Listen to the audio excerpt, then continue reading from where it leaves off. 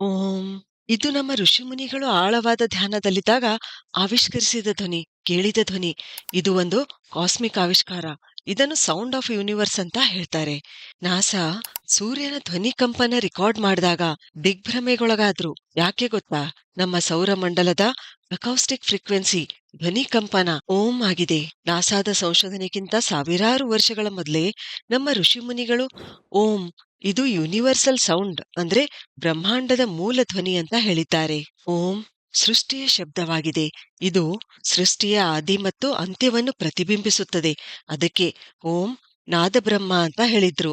ಇದರ ಸರಳ ಅರ್ಥ ಈ ಸಂಪೂರ್ಣ ಬ್ರಹ್ಮಾಂಡ ಒಂದು ಧ್ವನಿ, ಒಂದು ಕಂಪನ. ಅಮೆರಿಕದ ಇನ್ವೆಂಟರ್ ನಿಕೋಲಾ ಟೆಸ್ಲಾ, ನೀವು ಬ್ರಹ್ಮಾಂಡದ ರಹಸ್ಯಗಳನ್ನು ಕಂಡುಹಿಡಿಯಲು ಬಯಸಿದ್ರೆ ಶಕ್ತಿ, ಆವರ್ತನ ಮತ್ತು ಕಂಪನದ ವಿಷಯದಲ್ಲಿ ಯೋಚಿಸಿ ಅಂತ ಹೇಳಿದ್ದಾರೆ. ಮತ್ತು ಓಂ ಉಚ್ಚಾರದಲ್ಲಿ ಬ್ರಹ್ಮಾಂಡದ ರಹಸ್ಯವೇ ಅಡಗಿದೆ. ಓಂ ಉಚ್ಚಾರ ಮಾಡಿದಾಗ ಇದರ ಆವೃತ್ತಿ 110 ಹರ್ಟ್ಸ್ನಿಂದ 150 ಹರ್ಟ್ಸ್ ವರೆಗೆ ಇರುತ್ತದೆ. ಸರಾಸರಿಯಾಗಿ ನೋಡಿದ್ರೆ 136.1 ಹರ್ಟ್ಸ್ ಆವೃತ್ತಿ. ಇಲ್ಲಿ ಆಶ್ಚರ್ಯ ಪಡುವಂತಹ ಸಂಗತಿ ಏನಂತಂದ್ರೆ ಸೂರ್ಯನ ಸುತ್ತ ಭೂಮಿಯ ಕಕ್ಷೆಯ ಆವೃತ್ತಿ ಕೂಡ 136.1 ಹರ್ಟ್ಸ್. ಈ ಆವೃತ್ತಿಯ ಒಂದು ಧ್ವನಿ ನಮ್ಮ ದೇಹದಲ್ಲಿ ಬದಲಾವಣೆ ತರಬಹುದಾ? ಈ ಓಂ ಧ್ವನಿಯಲ್ಲಿ ಅಂಥದ್ದು ಏನಿರಬಹುದು? ಪತಂಜಲಿ ಮಹರ್ಷಿಗಳು ತಮ್ಮ ಯೋಗ ಸೂತ್ರದಲ್ಲಿ ಓಂ ಅನ್ನು ಪ್ರಣವ ಅಂತ ಹೇಳಿದ್ದಾರೆ. ಇದು ಉಚ್ಚಾರಣೆಯಲ್ಲಿ ಸರ್ವಶ್ರೇಷ್ಠ ಧ್ವನಿ. ಈ ಪ್ರಣವ ಮಂತ್ರ ಓಂ 3 ಅಕ್ಷರಗಳಿಂದ ಕೂಡಿದೆ. ಅ ಓ ಮ. ಇದರಲ್ಲಿರುವ ಇದು ವಿಸ್ತಾರದ ಪ್ರತೀಕ, ಆರಂಭವನ್ನು ಸೂಚಿಸುತ್ತದೆ. ಜಾಗೃತ ಸ್ಥಿತಿ, ಭೌತಿಕ ವಿಶ್ವ, ಸೃಷ್ಟಿ ಪ್ರಕ್ರಿಯೆಯನ್ನು ಪ್ರತಿನಿಧಿಸುತ್ತದೆ. ಈ ಕಂಪನ ನಮ್ಮ ಹೊಕ್ಕಳಿನ ಕೆಳಗಿನ ಭಾಗದ ಮೇಲೆ ಪ್ರಭಾವ ಬೀರುತ್ತದೆ. ಇದರಲ್ಲಿರುವ ಇದು ಗತಿಯ ಪ್ರತೀಕ, ಜೀವನ ಪ್ರವಾಹವನ್ನು ಸೂಚಿಸುತ್ತದೆ. ಕನಸಿನ ಸ್ಥಿತಿ, ಆಂತರಿಕ ಮನಸ್ಸು ಮತ್ತು ಸಂರಕ್ಷಣೆಯ ಪ್ರಕ್ರಿಯೆಯನ್ನು ಪ್ರತಿನಿಧಿಸುತ್ತದೆ.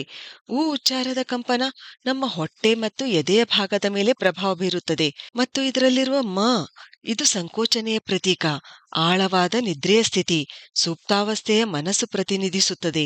ಈ ಕಂಪನ ನಮ್ಮ ಮಸ್ತಿಷ್ಕ ಭಾಗದ ಮೇಲೆ ಪ್ರಭಾವ ಬೀರುತ್ತದೆ. ಓಂ ಈ ಧ್ವನಿಯನ್ನು ಅನಾಹತ ಅಂತ ಹೇಳಲಾಗಿದೆ. ಇದರಿಂದ ನಾವು ತಿಳಿದುಕೊಳ್ಬಹುದು ಓಂ ಉಚ್ಚಾರದಿಂದ ಇದರ ಪ್ರಭಾವ ನಮ್ಮ ದೇಹದ ಎಲ್ಲಾ ಅಂಗಗಳ ಮೇಲೆ ಬೀಳುತ್ತದೆ. ಇದರಿಂದ ನಮ್ಮ ದೇಹದ ಎಲ್ಲಾ ಅಂಗಾಂಗಗಳಲ್ಲಿ ಒಂದು ವಿಧವಾದ ಕಂಪನ ಉಂಟಾಗುತ್ತದೆ. ಈ ಕಂಪನದಿಂದ ನಮ್ಮ ಅಂಗಗಳ ಕಾರ್ಯಕ್ಷಮತೆ ಹೆಚ್ಚುತ್ತದೆ. ಕೆಲವು ಸಂಶೋಧನೆಗಳ ಪ್ರಕಾರ ಓಂ ಉಚ್ಚಾರ ನಮ್ಮ ವೇಗಸ್ ನರವನ್ನು ಉತ್ತೇಜಿಸುತ್ತದೆ. ಈ ವೇಗಸ್ ನರ ನಮ್ಮ ದೇಹದ ಉದ್ದವಾದ ಮತ್ತು ಮುಖ್ಯವಾದ ನರ. ಇದು ನಮ್ಮ ಮಿದುಳನ್ನು, ನಮ್ಮ ಹೃದಯ, ನಮ್ಮ ಪುಪ್ಪುಸಗಳು ಮತ್ತು ಜೀರ್ಣಾಂಗ ವ್ಯೂಹಕ್ಕೆ ಜೋಡಿಸುತ್ತದೆ. ಓಂನಲ್ಲಿರುವ ಧ್ವನಿ ಉಚ್ಚರಿಸುವಾಗ ನಮ್ಮ ಕಂಠದಲ್ಲಿ ವಿಶಿಷ್ಟ ಆವೃತ್ತಿಯ ಕಂಪನ ಉಂಟಾಗುತ್ತದೆ. ಈ ಕಂಪನ ನೇರವಾಗಿ ನಮ್ಮ ವೇಗಸ್ ನರವನ್ನು ಉತ್ತೇಜಿಸುತ್ತದೆ. ಚಿಕಿತ್ಸಾ ವಿಜ್ಞಾನದನುಸಾರ ನಮ್ಮ ವೇಗಸ್ ನರ ಸಕ್ರಿಯಗೊಂಡ್ರೆ ನಮ್ಮ ಪ್ಯಾರಾಸಿಂಪಥೆಟಿಕ್ ನರಮಂಡಲ ಪ್ರಾರಂಭ ಮಾಡಿದ ಹಾಗೆ. ಇದು ಹೃದಯ ಬಡಿತ ನಿಧಾನಗೊಳಿಸುತ್ತದೆ, ಗ್ರಂಥಿಗಳ ಚಟುವಟಿಕೆ ಹೆಚ್ಚಿಸುತ್ತದೆ, ಸ್ಪಿಂಕ್ಟರ್ ಸ್ನಾಯುಗಳನ್ನು ರಿಲ್ಯಾಕ್ಸ್ ಮಾಡುತ್ತದೆ, ಕರುಳಿನ ಚಟುವಟಿಕೆ ಹೆಚ್ಚಿಸುತ್ತದೆ. ಡಾಕ್ಟರ್ ಹೇಮಂತ್ ಭಾರ್ಗವ್ ಯೋಗದಲ್ಲಿ PhD ಮಾಡಿರುವ ಮೆಡಿಕಲ್ ಡಾಕ್ಟರ್, ನಿಮಾನ್ಸ್ನಲ್ಲಿ ಚೀಫ್ ಸೈಂಟಿಸ್ಟ್. ಇವರು ತಮ್ಮ ಸಂಶೋಧನೆಯಲ್ಲಿ ಗಮನಿಸಿದ್ದು ಏನಂತಂದ್ರೆ ಓಂ ಉಚ್ಚರಿಸುವಾಗ ನಮ್ಮ ಮಿದುಳಿನ ಲಿಂಬಿಕ್ ಸಿಸ್ಟಂನಲ್ಲಿ, ವಿಶೇಷವಾಗಿ ಅಮಿಗ್ಡಲಾ ಭಾಗದಲ್ಲಿ ಡಿಆಕ್ಟಿವೇಶನ್ ಆಗಿದ್ದು ಕಂಡುಬಂತು. ಈ ಅಮಿಗ್ಡಲಾ ಭಾಗ ಭಯ ಮತ್ತು ಚಿಂತೆಯ ಕೇಂದ್ರ. ಇದು ಸಂಪೂರ್ಣ ಶಾಂತಗೊಂಡಿದ್ದು ಕಂಡುಬಂತು. ಇದಕ್ಕೆ FMRI ಅಂದ್ರೆ ಫಂಕ್ಷನಲ್ ಮ್ಯಾಗ್ನೆಟಿಕ್ ರೆಸೊನೆನ್ಸ್ ಇಮೇಜಿಂಗ್ ಬಳಸಲಾಗಿತ್ತು. ಇನ್ನು ಆಧ್ಯಾತ್ಮಿಕ ಬರಹಗಾರರಾದ ಪದ್ಮಶ್ರೀ ಪುರಸ್ಕೃತ ಡಾಕ್ಟರ್ KK ಅಗರ್ವಾಲ್ ಇವರು ಏನ್ ಹೇಳ್ತಾರಂದ್ರೆ ಓಂ ಪದವು ವೈದ್ಯಕೀಯ ಮಹತ್ವ ಹೊಂದಿದೆ. ನಮಗೆ ನೋವಾದಾಗ ನಾವು ಯಾವ ರೀತಿ ಶಬ್ದ ಹೊರತೆಗಿತೀವಿ? ಆ, ಈ, ಓ, ಊ ಹೀಗೆ. ಸ್ವಲ್ಪ ಯೋಚನೆ ಮಾಡಿ, ಇವು ಏನು ಅಂತ. ಇವು ಓವೆಲ್ಸ್, ಸ್ವರಗಳ ಶಬ್ದ ನಮ್ಮ ದೇಹದಲ್ಲಿ ಇಂಟರ್ಲಿಕೆನ್ 2 ಅನ್ನು ಉತ್ಪಾದಿಸುತ್ತದೆ. ಮತ್ತು ಈ ಇಂಟರ್ಲಿಕೆನ್ 2 ನೋವು ನಿವಾರಕ ಆಸ್ಪಿರಿನ್ಗಿಂತ 200 ಪಟ್ಟು ಹೆಚ್ಚು ಶಕ್ತಿಶಾಲಿಯಾಗಿದೆ. ಓಂ ಶಬ್ದವು ನಮ್ಮ ದೈಹಿಕ ಮತ್ತು ಆಧ್ಯಾತ್ಮಿಕ ವಿಶ್ರಾಂತಿಗಾಗಿ ಭೌತಿಕ ಮಂತ್ರವಾಗಿದೆ. FMRI ಸ್ಕ್ಯಾನ್ನಲ್ಲಿ ನಮ್ಮ ಮಿದುಳಿನ ಮೇಲೆ ಓಂ ಶಬ್ದದ ಪ್ರಭಾವ ಪರೀಕ್ಷಿಸಿದಾಗ ಓಂ ಉಚ್ಚಾರದಿಂದ ಮುಖ್ಯವಾಗಿ 3 ಭಾಗಗಳು, ಥೆಲಾಮಸ್, ಸಿಂಗುಲಮ್ ಮತ್ತು ಹಿಪ್ಪೋಕ್ಯಾಂಪಸ್, ಇವು ಡಿಆಕ್ಟಿವೇಟ್ ಆಗಿದ್ದು ಕಂಡುಬಂದಿದೆ. ಅಂದ್ರೆ ನಿರಂತರ ಓಂ ಉಚ್ಚಾರದಿಂದ ಎಲ್ಲಾ ವಿಚಾರಗಳು ಶಾಂತವಾಗಿ ಸಮಾಧಿ ಸ್ಥಿತಿಗೆ ಹೋಗುತ್ತೇವೆ. 2 ತಿಂಗಳುಗಳವರೆಗೆ ದಿನನಿತ್ಯ ಬರೀ 21 ಸಲ ಓಂ ಉಚ್ಚಾರ ಮಾಡೋದ್ರಿಂದ ನಮ್ಮ ಮಿದುಳಿನಲ್ಲಿ ಬಿಡಿಎನ್ಎಫ್ ಅಂದ್ರೆ ಬ್ರೈನ್ ಡಿರೈವ್ಡ್ ನ್ಯೂರೋಟ್ರೋಫಿಕ್ ಫ್ಯಾಕ್ಟರ್ ಇದು ಹೆಚ್ಚುತ್ತದೆ. ಈ ಬಿಡಿಎನ್ಎಫ್ ಹೊಸ ನರಕೋಶಗಳು ತಯಾರಾಗುವಲ್ಲಿ ಸಹಾಯ ಮಾಡುತ್ತದೆ. ಡ್ಯಾಮೇಜ್ ಆಗಿರುವ ನರಕೋಶಗಳನ್ನು ರಿಪೇರ್ ಮಾಡುತ್ತದೆ.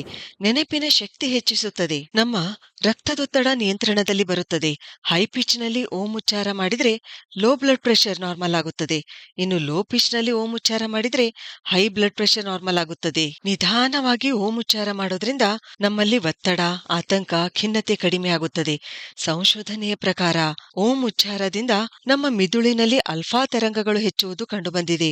ಈ ತರಂಗಗಳ ಆವೃತ್ತಿ 8 ಹರ್ಟ್ಸ್ ನಿಂದ 12 ಹರ್ಟ್ಸ್ ಗಳವರೆಗೆ ಇರುತ್ತೆ. ಈ ತರಂಗಗಳು ಮಿದುಳಿನ ನ್ಯೂರಲ್ ಫಿಲ್ಟರ್ ನರಶೋಧಕ ಆಗಿ ಕೆಲಸ ಮಾಡುತ್ತವೆ. ಅನಗತ್ಯ ಮೆದುಳಿನ ಪ್ರದೇಶಗಳನ್ನು ಶಾಂತಗೊಳಿಸಿ ಒತ್ತಡ ಕಡಿಮೆ ಮಾಡಿ ನಮ್ಮಲ್ಲಿ ಸೃಜನಶೀಲತೆ, ಬುದ್ಧಿವಂತಿಕೆ ಮತ್ತು ಸೂಪರ್ ಲರ್ನಿಂಗ್ ಹೆಚ್ಚಿಸುತ್ತವೆ. ಆಳವಾದ ಧ್ಯಾನಕ್ಕೆ ಸಹಾಯ ಮಾಡುತ್ತವೆ. ಓಂ ಉಚ್ಚಾರದಿಂದ ನಮ್ಮ ಸ್ಲೀಪಿಂಗ್ ಪ್ಯಾಟರ್ನ್ ಸುಧಾರಿಸುತ್ತದೆ. ಐಕ್ಯೂ ಇಂಪ್ರೂವ್ ಆಗುತ್ತದೆ. ಭಾವನಾತ್ಮಕವಾಗಿ ಸ್ಟ್ರಾಂಗ್ ಆಗುತ್ತೇವೆ. ಆತ್ಮವಿಶ್ವಾಸ ಹೆಚ್ಚುತ್ತದೆ. ಅಂತಃಸ್ರಾವಕ ಗ್ರಂಥಿಗಳ ಮೇಲೆ ಪ್ರಭಾವ ಬೀರುತ್ತದೆ. ಥೈರಾಯ್ಡ್ ಗ್ರಂಥಿ ಸರಿಯಾಗಿ ಕಾರ್ಯನಿರ್ವಹಿಸುತ್ತದೆ. ಕಮ್ಯುನಿಕೇಶನ್ ಸ್ಕಿಲ್ ಸುಧಾರಿಸುತ್ತದೆ. ನಮ್ಮ ವ್ಯಕ್ತಿತ್ವ ನಿರ್ಮಾಣವಾಗುತ್ತದೆ. ಓಂ ಉಚ್ಚಾರದಿಂದ ಉಂಟಾಗುವ ಕಂಪನಗಳು ನಮ್ಮ ಬೆನ್ನು ಮೂಳೆಗೆ ಒಳ್ಳೆಯದು. ಬೆನ್ನು ಮೂಳೆಯ ಕಾರ್ಯಕ್ಷಮತೆ ಹೆಚ್ಚುತ್ತದೆ. ಈ ಕಂಪನ ನಮ್ಮ ಪುಪ್ಪುಸದ ಸಾಮರ್ಥ್ಯ ಹೆಚ್ಚಿಸುತ್ತದೆ. ದೇಹಕ್ಕೆ ನಮ್ಮ ಜೀವನೀಯ ಶಕ್ತಿಗೆ ಕಾರಣವಾಗಿರುವ ಆಮ್ಲಜನಕದ ಪೂರೈಕೆ ಸರಾಗವಾಗಿ ಆಗುತ್ತದೆ. ಅಷ್ಟೇ ಅಲ್ಲ, ಒಂದು ಸಂಶೋಧನೆಯ ಪ್ರಕಾರ ಓಂ ಉಚ್ಚಾರದಿಂದ ನಮ್ಮ ಮೂಗಿನಲ್ಲಿ, ಸೈನಸ್ನಲ್ಲಿ ನೈಟ್ರಿಕ್ ಆಕ್ಸೈಡ್ನ ಉತ್ಪಾದನೆ ಹೆಚ್ಚುತ್ತದೆ. ಇದು ನಮ್ಮ ಪುಪ್ಪುಸಗಳನ್ನು ಆರೋಗ್ಯದಿಂದಿಡಲು ಚಮತ್ಕಾರದ ಹಾಗೆ ಕೆಲಸ ಮಾಡುತ್ತದೆ. ನಮ್ಮ ದೇಹದಲ್ಲಿ ಹೊಸ ಶಕ್ತಿ ಪ್ರವಹಿಸಿ ಏಕಾಗ್ರತೆ ಹೆಚ್ಚಾಗಿ ನಮ್ಮ ಗುರಿ ಸಾಧಿಸಲು ಸಾಧ್ಯವಾಗುತ್ತದೆ. ನಾವು ಯಾವುದನ್ನು ಆಧ್ಯಾತ್ಮಿಕ ಶಾಂತಿ ಎನ್ನುತ್ತೇವೋ, ವಿಜ್ಞಾನ ಅದನ್ನು ವೇಗಸ್ ಟೋನ್ ಅಂತ ಹೇಳುತ್ತದೆ. ಯಾವುದೇ ಶಬ್ದ ಉಚ್ಚಾರ ಮಾಡಲು ನಾವು ನಾಲ್ಗೆ ಬಳಸ್ತೀವಿ.